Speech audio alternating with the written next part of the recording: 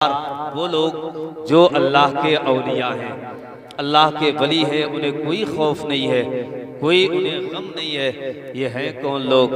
मौला, ये लोग जिनको कोई खौफ नहीं होता। रब कहता है अल्लाह के दोस्त हैं, ये अल्लाह के वली है। मौला इन्हें डर क्यों नहीं, इन्हें खौफ क्यों नहीं? दुनिया का निज़ाम ये, इस धरती पर कोई ना कोई, हर इंसान किसी ना किसी से डरता है। सिपाही दरोगा से डरता है, दरोगा अपने ऊपर वाले से डरता है, उसका ऊपर वाला आईपीएस अधिकारी से डरता है, आईपीएस अधिकारी वह डीएम से डरता है। यानी हर एक दुनिया का ये निज़ाम है, हर एक किसी ना किसी से डरता है। लेकिन अल्लाह के वो बंदे, उनकी शान ये है, ना आईपीएस से डरते हैं, ना विधायक से डरते हैं, ना डीएम से डरते हैं, ना पीएम से डरते हैं। दुनिया का हाकिम हो, वो किसी से नहीं डरते, वो डरते हैं तो अल्लाह से डरते हैं। मौला वजह क्या है, बात क्या है? तो सुनो मेरे बंदो, वजह ये है, इन बंदों ने मेरा खौफ दिल में बसाया है।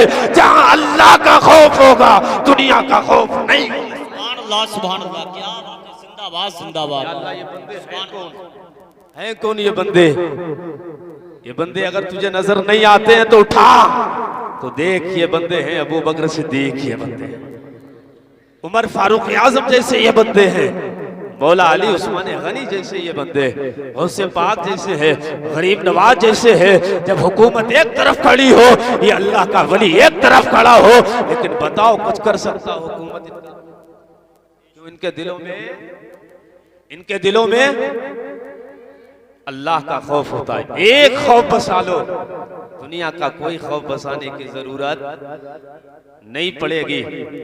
गौसे आजम का मकाम क्या है, गौसे आजम की शान क्या है, गौसे आजम रज़ी अल्लाह ताला अन्हु का मर्तबा क्या है?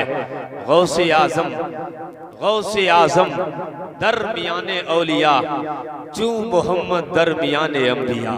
गौसे आजम की शान ये है, औलिया के दरमियान ऐसे हैं जैसे सरकार अलैहिस्सलाम पैगंबरों के दरमियान है। यानी जो सरकार का मर्तबा नबियों में है, वो गौसे आजम का इसमें अल्लाह के वलियों में है। क्या शान अल्लाह ने बनाई गौसे पाक की। कौन है गौसे पाक? आज गौसे पाक का शहजादा तुम्हारी बस्ती में आया है, बोल दो ना जोर से या रसूल अल्लाह। गौसे पाक का शहजादा आया है, फातिमा का लख्ते जिगर आया है। बात करूं गौसे पाक की, ये फातिमा के लख्ते जिगर है। बाप का नाम अबू साले मूसा जंगी दोस्त है, माँ का नाम फातिमा उम्मुल खैर है। बगदाद की सरजमीन, और बगदाद में एक कस्बा पड़ता है गीलान, और उसी गीलान की सरजमीन पर अल्लाह ने आपको पैदा किया। नाम अब्दुल कादिर, लक़ब मोहिउद्दीन। अब इतनी बात याद रखिए, मैंने एक शेर पढ़ा था कि अब्दुल कादिर दरमियाने औलिया, चू मोहम्मद दरमियाने अंबिया। अब्दुल कादिर गौसे पाक की शान ये है कि औलिया के दरमियान ऐसा मर्तबा रखते हैं जैसा मोहम्मद सरकार का मर्तबा अंबिया के दरमियान है।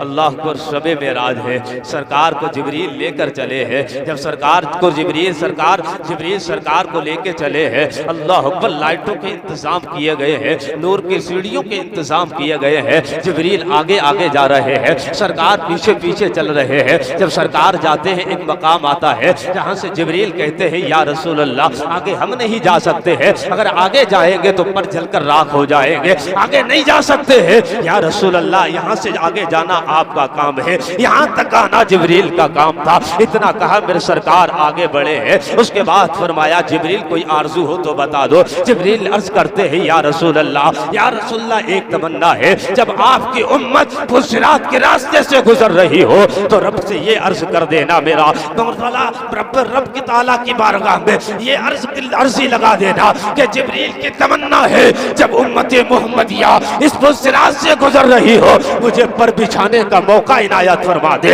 अल्लाह अकबर। जब जिब्रील साथ छोड़ गए हैं, आगे मेरे सरकार चले हैं, एक मकाम आया है, एक हसीन और खूबसूरत जवान देखा है जिसने अपनी गर्दन झुकाई है। जैसे ही गर्दन झुकाता है, सरकार ने अपना कदम रखा है, उसकी गर्दन पर कदम रखते हैं, सरकार आगे बढ़ जाते हैं। सरकार अल्लाह के बारगाह में पहुंचते हैं, रब की बारगाह में अर्ज करते हैं, ऐ मेरे मालिको मौला, ऐ मेरे परवरदिगार आलम, वो कौन जवान है जिसको अभी देख कर आया हो, जहाँ अच्छे बच्चों की रसाई नहीं है। फरिश्ते जहाँ आने के लिए दम तोड़ देते हैं। एक जवान को देखा है जिसने गर्दन झुकाई है। इतना कहना था, अल्लाह फरमाता है मेरे महबूब वो कोई और नहीं है, तेरी औलाद में से होगा, तेरा शहजादा होगा, तेरी बेटी का लख्ते जिगर होगा, नाम गौसे आजम होगा और उसका मर्तबा ऐसा होगा। तुझे जिस तरीके से नबियों में एकता बनाया है उसे वलियों में एकता बनाया। ना नबियों में उसका जवाब है ना वलियों में तेरा। क्या बात है, नारे तकबीर बोले, अपने नबी के नाम पर बोले नारे तकबीर, नारे रिसालत, मसलके आला हजरत, जश्न ईद मिलादुन नबी जिंदाबाद। नबियों में तेरा जवाब है ना वलियों में तेरा जवाब है। उससे बाग पैदा हो रहे हैं रमजान की तारीख है। दूध नहीं पीते हैं मगर दूध नहीं पीते हैं यार, पहले दिन से दुनिया वालों को बता रहे हैं। जवान कितने फिरते रहते हैं जो रमजान की भी हया उनके अंदर शर्म इतनी भी नहीं है कि उसका भी एहतराम कर ले। दुकानों पर खड़े और गुटखा खाए जाते हैं। बताओ फिर तुम्हें इज्जतें कहां से मिलेगी।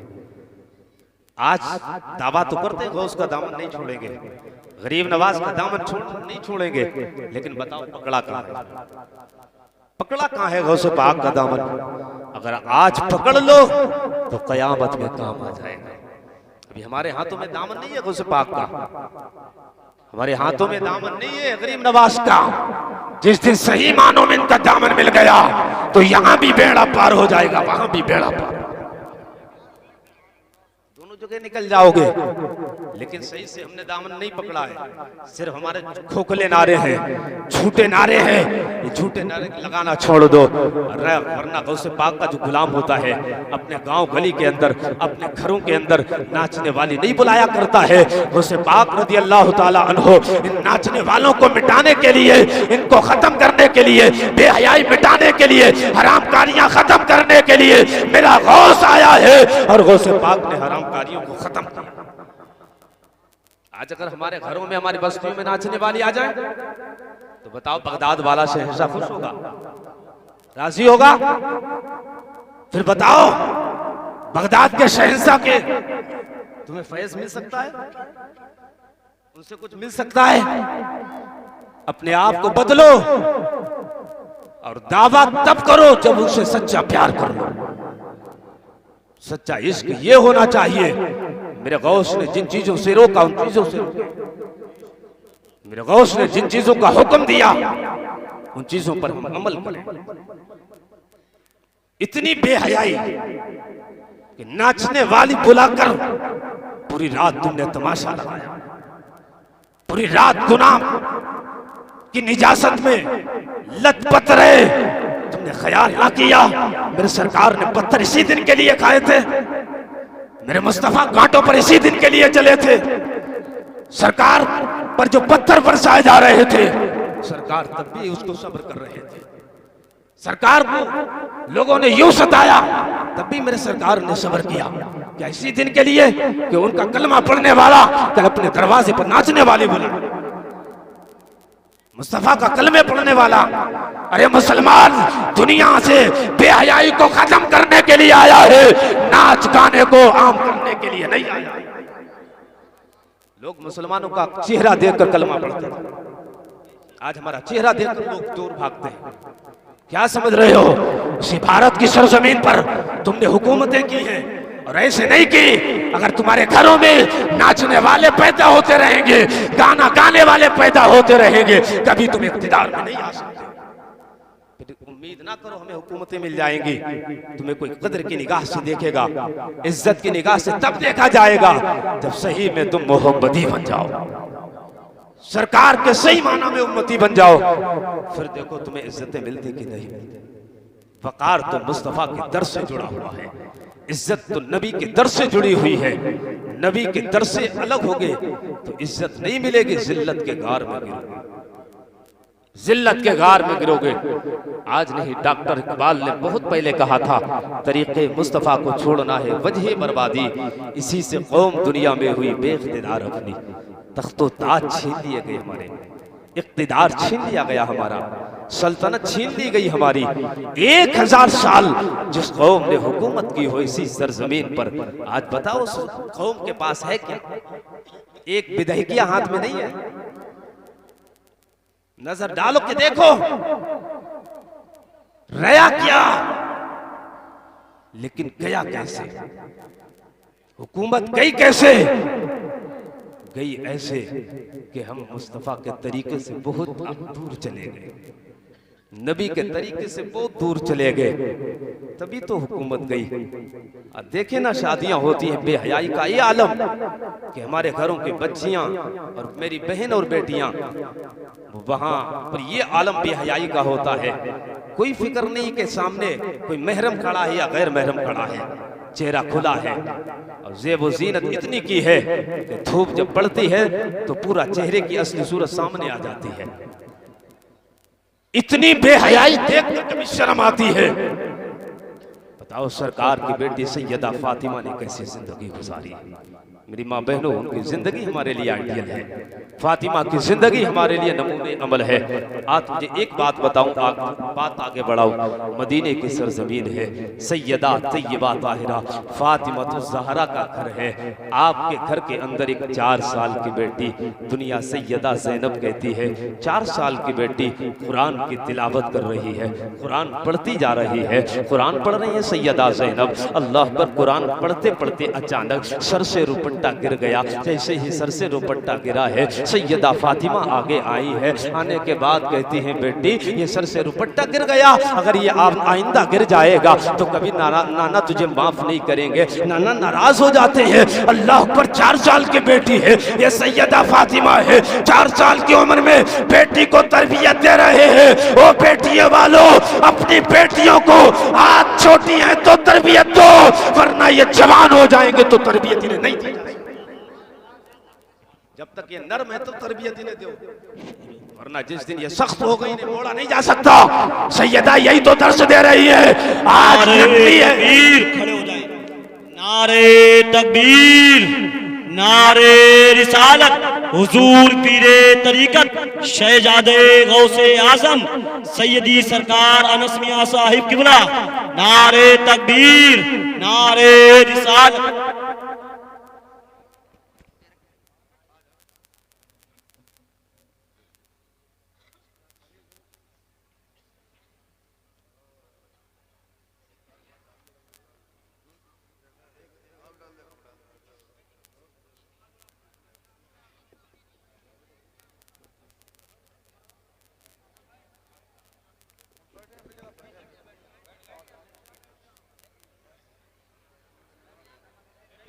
हेलो हेलो, देखें आप हजरात अभी बैठ जाएं। इंशाल्लाह बाद जलसे के हजरत सबसे मुसाफा फरमाएंगे, आप सभी मुसाफा कर लें। फिलहाल अभी बैठ जाएं, जलसे की तरतीब को बेतरतीब ना होने दें। बराए मेहरबानी आप हजरात अपनी अपनी जगह बैठ जाएं। इंशाल्लाह हजरत बाद में सभी से मुसाफा करेंगे। बैठ जाएं, अभी बैठ जाएं, जलसे की तरतीब को बेतरतीब ना होने दें। बहुत ही बेहतरीन खिताब हजरत अल्लामा अब्दुल मुईज़ साहब किबला फरमा रहे हैं। इनका खिताब सुने और हजरत के चेहरे का अपने निगाहों से आप हजरात दीदार करें, अपने नामे अमाल की नेकियों में इजाफा करें। बड़े अदब से बैठ जाएं। देखिए हजरत तशरीफ ला चुके हैं। मैंने कहा था बिलग्राम का बतूला करीब तशरीफ लाने वाला है, जिसके चेहरे को आप देखिए। अल्लाह हम सबको हजरत से प्यार मोहब्बत उल्फत करने की तौफीक अता फरमाए। वो शहजादे आ चुके हैं, थोड़ा बयान करूंगा बाद में, लेकिन बात करा सैयदा फातिमा ज़हरा की। सैयदा ने कहा, बेटी अगर ये पर्दा उठ गया नाना मुस्तफ़ा नाराज हो जाएंगे।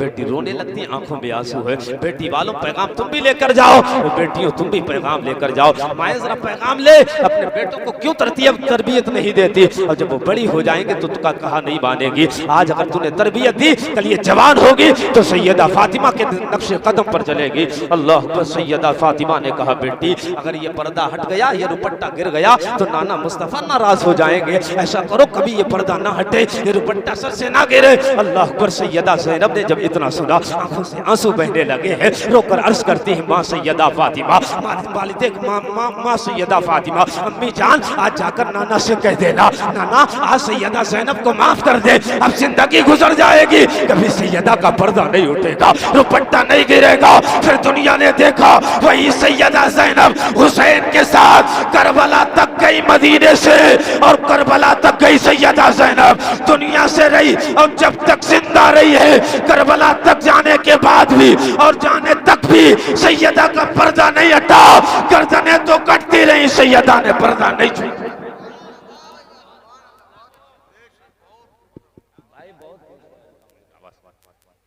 मेरे माँ बहनों, जब हम बच्चियों को, अपनी छोटी छोटी बच्चियों को सही तालीम तरबियत देंगे तो ये जवान होंगे तो सैयदा फातिमा के नक्शे पर चलेंगे, और जब ये बड़ी हो गई तो फिर भाई साहब थोड़ा माइक सही कीजिए ना, थोड़ा हाँ। तो बात कर रहा था जब नाचने वाले जवान हमारी कौम के अंदर होंगे और नाच गानों से इतना प्यार होगा तो वो जवान फिर इनकलाब कहाँ से पैदा करेंगे, वो जवान कहाँ से दुनिया में इनकलाब पैदा करे। इनकलाब तो तब पैदा होता है जब कोई सरकार की जिंदगी पर अमल करता है, गौसे पाक की जिंदगी पर अमल करता है, जब सरकार के नक्शे कदम पर चलता है तब जाकर कोई खालिद बिन वलीद बनता है, सरकार की सीरत पर अमल करता है तब दुनिया को कोई सलाहुद्दीन अय्यूबी से जैसा सिपह सालार मिलता है। आज हम चाहते हैं हमारे जवान के अंदर ऐसे लोग पैदा हो, तो आज अपने आप को बदलो, किरदार बदलो, अपना नमूने अमल जो जिंदगी का है तरीके बदलो, फिर देखो अल्लाह कैसे हमें इज्जतें। गौसे पाक रज़ी अल्लाह ताला अन्हु छोटे से हैं, माँ ने कहा बेटे बगदाद जाओ लेकिन कभी भी झूठ नहीं बोलना। माएँ भी देखिए, बाएं आज की माएँ झूठ बोलती हैं, झूठ। बेटे ये ऐसा अब्बू आ रहे हैं, ये ला रहे हैं, ये भी झूठ हो गया। हंसी मजाक में बच्चों से झूठ नहीं बोलना चाहिए, वरना ये बच्चे बड़े हो गए तो कहेंगे मेरी माँ तो झूठ बोला करती थी, अब्बू ये चीज लाने वाले हैं, अब्बू नहीं लेकर आए, झूठ बोला। और मजाक में झूठ झूठ होता है, मजाक में भी अगर आपने झूठ बोला तब भी झूठ है, किसी भी तरीके पर झूठ माफ नहीं है। गौसे पाक रज़ी अल्लाह ताला बचपन की जिंदगी सरकार गौसे पाक की, आप खेतों की तरफ गए तो बच्चों की तरह और आम लोगों की तरह आपने जो बैल था उसको हल चलाने लगे, तो बैल एक इंसान की तरह बात करने लगा और कहने लगा गौसे पाक अब्दुल कादिर जिलानी आपको इस काम के लिए नहीं पैदा किया गया, आपको इस काम के लिए नहीं पैदा किया गया। शेख अब्दुल कादिर रज़ी अल्लाह ताला अन्हु पर एक कपकपी तारी हुई, आप पर एक हरारत सी आई है, और उसके बाद आप लौटे हैं, माँ के पास आए और माँ के आगोश में लेट गए, और माँ की आगोश में लेटे ना गोद के अंदर, और कहने लगे माँ आज ऐसी बात देख कर आए हैं इससे पहले कभी नहीं देखी है। माँ मैंने देखा एक बैल बात कर रहा था, मैंने देखा एक बैल बात कर रहा था, ऐसे बोल रहा था जैसे इंसान बोलता है, ऐसे बोल रहा था जैसे आदमी बोलता है। माँ कहती है मेरे लाल मेरे पास आ जा, सीने से माने लगाया, फिर उसके बाद अब्दुल कादिर की ज़बान से सुना, बता उसने क्या कहा है। कहा मैंने हल चलाया तो बैल आवाज कर रहा था, अब्दुल कादिर तुझे इस काम के लिए नहीं पैदा किया गया है। अल्लाह और अब्दुल कादिर कहते हैं जब मैंने उसकी बात सुनी है मेरे अंदर डर पैदा हो गया है, इसलिए मैं घबरा गया, दौड़कर माँ तेरे आगोश में आया हो। अल्लाह अकबर, माँ ने कहा था बेटे कोई बात नहीं है, तुझे इस काम के लिए नहीं किसी और काम के लिए पैदा किया गया है। अल्लाह अकबर। उसके बाद गौसे पाक फरमाते हैं मैं अपने घर की छत पर चढ़ा हूँ, उसके बाद जैसे ही छत के ऊपर चढ़ा मैंने देखा मैदान अरफात है, हाजी लोग हज कर रहे हैं, वो जाजे किराम की मुकद्दस जमात है, हज कर रहे हैं, कोई अरकान अदा कर रहे हैं। मैदान अरफात के अंदर ये बगदाद की सरजमीन से मैदान अरफात देख रहे हैं, ये निगाहे गौसे आजम है। अरे दुनिया वाले मदीने वाले की निगाह पर एतराज करते हैं, अरे तुझे पता नहीं है बगदाद के शहंशाह की निगाह का आलम ये है तो मुस्तफा की निगाह का आलम क्या होगा। जिंदाबाद नारे तकबीर, नारे रिसालत, जश्न ईद मिलादुन नबी, मसलके आला हजरत हुजूर पीरे तरीकत, जिंदाबाद जिंदाबाद। बहुत अच्छे भाई, सुभान अल्लाह सुभान अल्लाह। शेख अब्दुल कादिर फरमाते हैं मैंने वहां तक देख लिया कि हाजी हज कर रहे हैं, उसके बाद माँ से कहते माँ मुझे इजाजत दे इल्म हासिल करना है। अल्लाह अकबर। माँ ने कहा दिल तो नहीं करता है, माँ बड़े प्यार करती ना बच्चों से, बड़ा प्यार होता है यार, माँ को क्यों प्यार ना हो जैसे 9 महीने पेट में तुम्हें रखा है। इनके माँ के खिलाफ ना जाया करो, मत जो बात के उस पर अमल किया करो। माँ की नाफरमानी करना बहुत बड़ा अल्लाह नाराज हो जाता है, अल्लाह के रसूल नाराज हो गए। अब सुनो, माँ ने कहा बेटे सफर में जा रहे हो लेकिन कभी झूठ नहीं बोलना, कभी झूठ नहीं बोलना। चले, और माँ ने एक बात कही कि ये 80 दिनार तरके में मिले हैं, 40 दिनार तुम्हारे हवाले करते हैं। 40 दिनार दिए और गुदड़ी में सिल दिए। और माँ ने एक बात की शेख अब्दुल कादिर से, आपकी माँ ने कहा था शायद के जिंदगी में अब तुझे कभी ना देख सकूं, शायद के जिंदगी में अब तुझे कभी ना देख सकूं। रुखसत कर दिया, अलविदा कहा, मेरा गौस निकल लिया।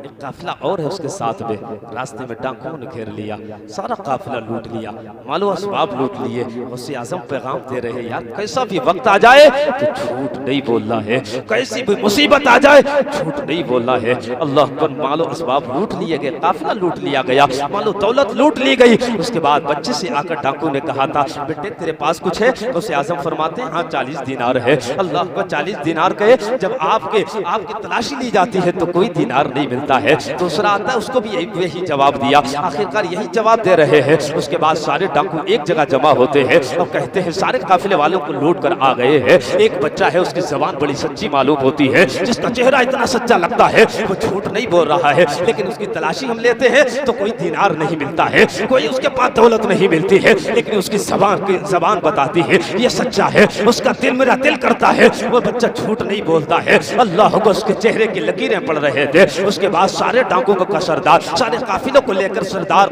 गौसे पाक की बारगाह में आया है। आने के बाद कहता है बेटे सारे काफिले वालों को लूट लिया गया है, तेरे पास कुछ है? आपने फरमाया हाँ मेरे पास 40 दिनार है। अल्लाह को कहा कहाँ पर है? आपने वो सीन खोली है और सीन खोलने के बाद वो निकाली 40 दिनार निकाल कर रख दिए है। अल्लाह पर जैसे ही 40 दिनार दिए है, डाकू देखकर हक्का बक्का रह जाते हैं, यार जिंदगी गुजर गई अल्लाह की नाफरमानी करते करते, जिंदगी गुजर गई है अल्लाह के साथ गुनाह करते करते, यार कितनी नाफरमानियां करते करते लोगों के माल लूटे हैं, कितनों को कत्ल किया है, कितनों को कत्ल किया है, कितनों को मारा है। लेकिन ये बच्चा है जो मुसीबत के वक्त में भी एक पैगाम दे रहा है, मुसीबत के वक्त में झूठ नहीं बोल रहा है, सच बोल रहा है। इसे पता है हम डाकू है, इसे पता है हम चोर है, इसका माल छीन लेंगे, इसकी दौलत छीन लेंगे। ऐसी मुसीबत की घड़ी में मेरा गौस झूठ नहीं बोल रहा है। डाकू हैरानी के साथ पूछते हैं ओ अब्दुल कादिर पता तेरे पास क्या ये अशरफियां जो है ये तूने छुपाई क्यों रही है?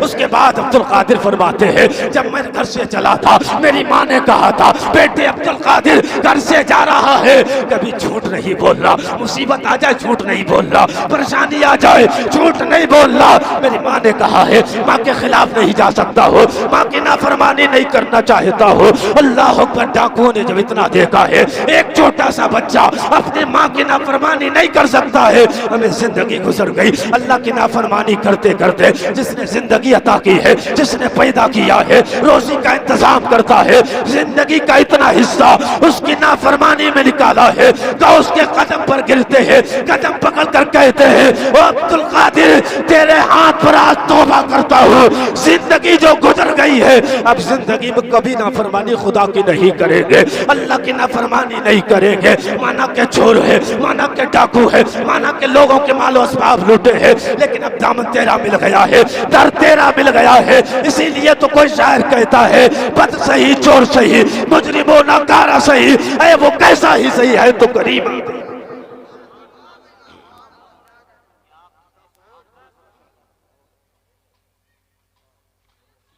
सरकार तशरीफ ला चुके हैं, 10 मिनट और बयान होगा, फिर सरकार का बयान होगा।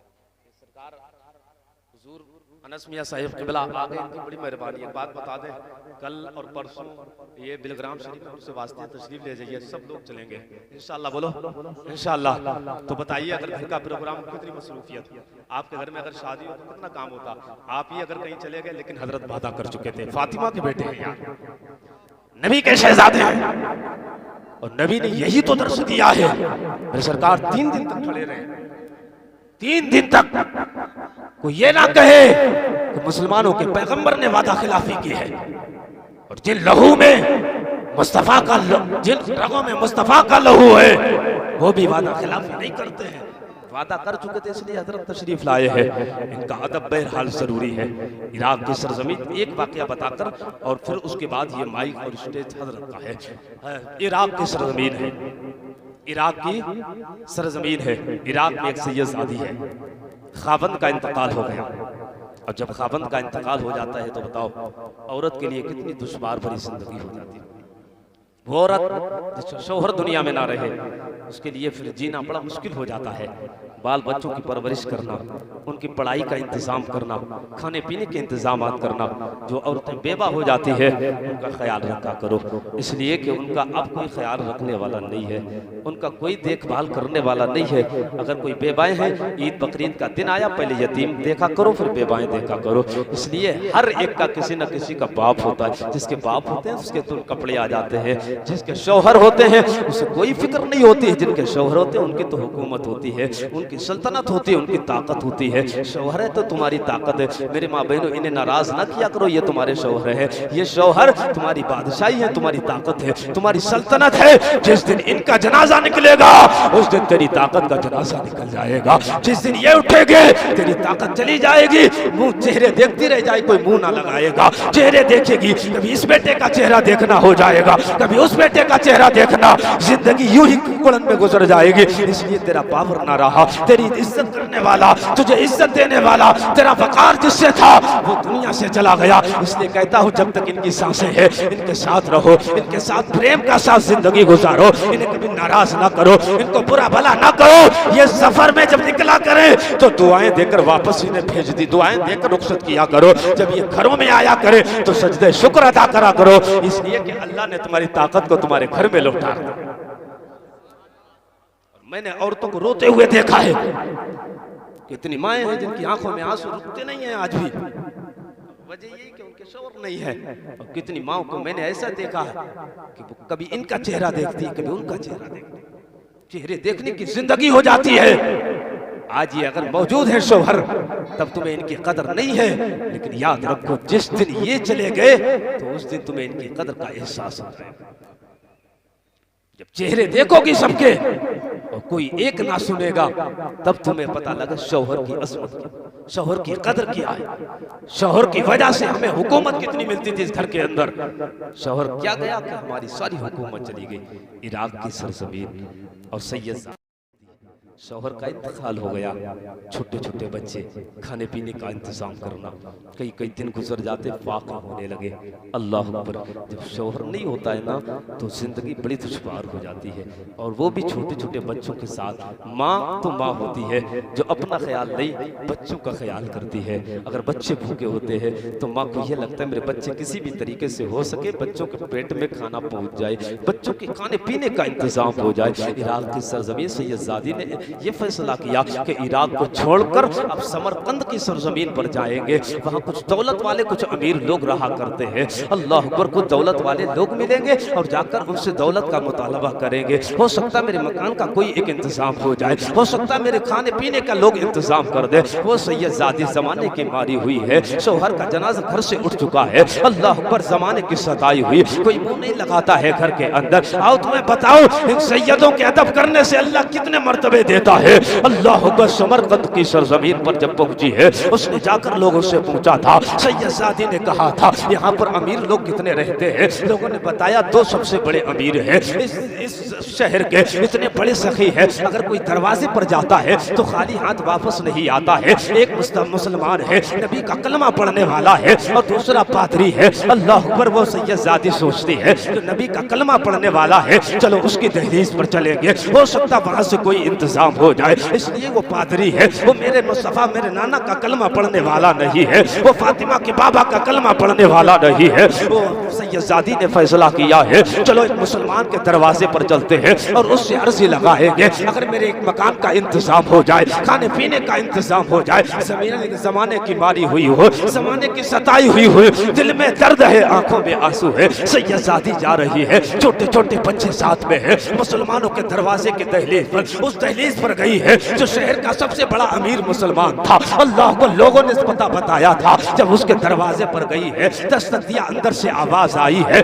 कौन दरवाजे पर खड़ा है? कहा मैं सैयदजादी हूँ। दरवाजा खोला गया है, अमीर ज़्यादा निकल के बाहर आता है। ओ दौलत वालों, ओ अमीरों, जब तुम्हारे घरों पर कोई साइल आ जाया करे तो ज्यादा तफ्तीश ना किया करो, बकर जो हो सके उन्हें दे दिया करो, या भली बात कहकर उन्हें रुखसत कर दिया करो। तफ्तीश करने की जरूरत नहीं है, पूछने की जरूरत नहीं है। जब अमीर के दरवाजे पर सैयदजादी गई है और जाने के बाद कहती है मेरे खावंद दुनिया में नहीं है, मेरे शौहर दुनिया में नहीं है, छोटे छोटे बच्चे भूखे हैं, प्यास की वजह से, भूख की वजह से बिलक रहे हैं, इनके खाना पीना, इनके खाने पीने का इंतजाम करना है, इनके सर छुपाने के लिए कोई मकान नहीं है। तेरे दहलीज पर इसलिए आया हो, मैं इराक की सरजमीन के रहने वाली थी, मेरे शौहर दुनिया से चले गए हैं, मैंने इराक छोड़ दिया है, समरकंद की सरजमीन पर इसलिए आई हो सकता कोई मुस्तफा का कलमा पढ़ने वाला मेरे लिए मकान का इंतजाम कर दे, मेरे लिए बच्चों के खाने पीने का इंतजाम कर दे। तुझसे एक मकान के लिए भीख मांगने के लिए आई हो, एक मकान की जरूरत के लिए आई हो, खाने पीने की जरूरत के लिए आई हो।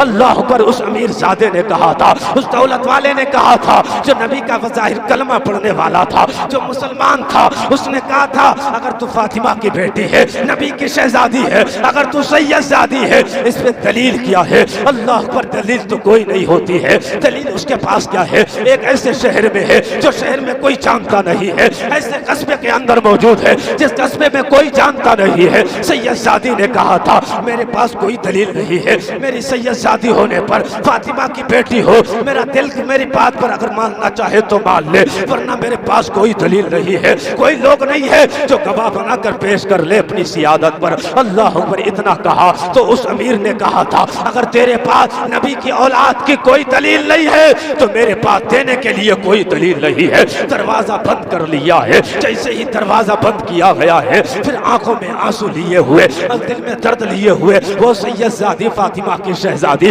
अपने बच्चों को साथ लिए हुए अब दूसरे दरवाजे पर, इसलिए दो दरवाजों का पता दिया गया, एक मुस्तफा का कलमा पढ़ने वाला था, एक पादरी था। अल्लाह पर जहाँ मुस्तफा का कलमा पढ़ने वाला अमीर था, उस दरवाजे से कुछ नहीं मिला है। उसने तो दलील मांगी, अगर सैयद हो तो दलील क्या है, अगर तुम सैयदजादी हो तो इस पर दलील क्या है। अल्लाह पर अब रुख फेरती है, अपने बच्चों को साथ लेकर आंखों में आंसू है, शहर में बेगानों की तरह जमाने की मारी हुई पादरी के दरवाजे पर दस्तक दिया है। अल्लाह पर पादरी के दरवाजे पर जब गई है तो सैयदजादी ने कहा था मैं मुस्तफा की शहजादी हो, फातिमा की बेटी हो, खावंद दुनिया से चले गए हैं, छोटे छोटे बच्चे हैं, खाने का इंतजाम इनके लिए करना है और सर छुपाने के लिए कोई मकान नहीं है, अगर हो सके तो एक घर का इंतजाम कर दिया जाए, हो सके तो खाने पीने का इंतजाम कर दिया जाए। अल्लाह पर पादरी नसरानी था, अल्लाह पर अमीर इतना था कि शहर में चर्चे हुआ करते हैं। उस पादरी ने कहा था अगर तू मुस्तफा की शहजादी है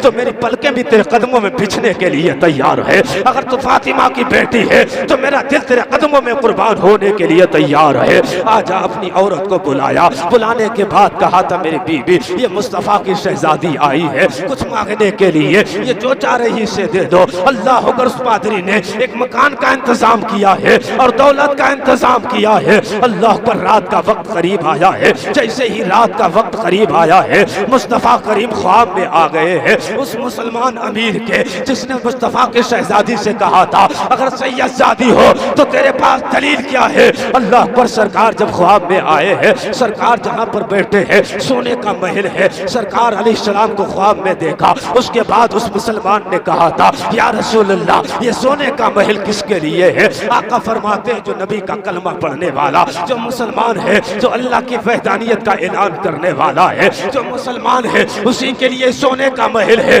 इतना कहा है मेरे आका फरमाते हैं ओ मुस्तफा का झूठा, मुस्तफा का कलमा पढ़ने का दावा करने वाले, तू कहता है मैं भी तो मुसलमान हूँ, लेकिन बता तो सही तुम्हारे मुसलमान होने पर दलील क्या है, तू मुसलमान है इस पे दलील क्या है। इतना कहा तो आंखों से आंसू बहने लगे। उसके बाद मेरे आका फरमाते हैं मेरी शहजादी तेरे दरवाजे पर गई थी, मेरी बेटी तेरे दरवाजे पर गई थी और तूने मदद करने के बजाय ये कहा था कि मुस्तफा की अगर बेटी हो तो दलील पेश करो।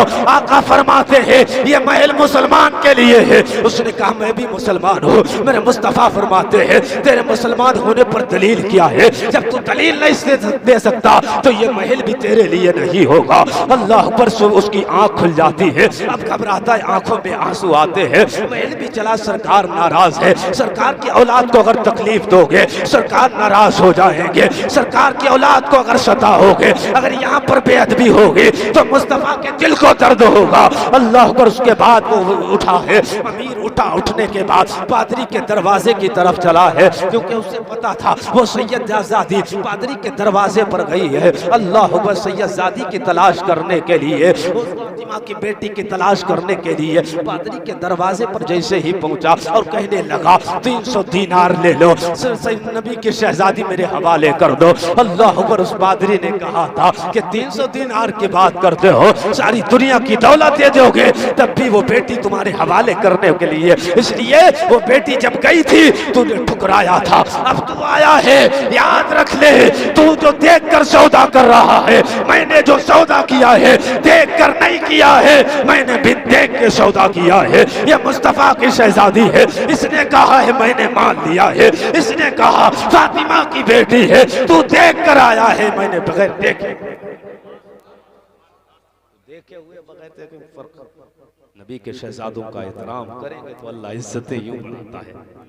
मुस्तफ़ा उसके भी ख्वाब में रात में गए, कलमा पढ़ाया, पूरे घर को मुसलमान कर दिया और कहा ये सोने का महल है ना, ये तेरे लिए। बताओ, कलमा भी नसीब हो गया, जन्नत का महल भी अल्लाह ने अता फरमाया।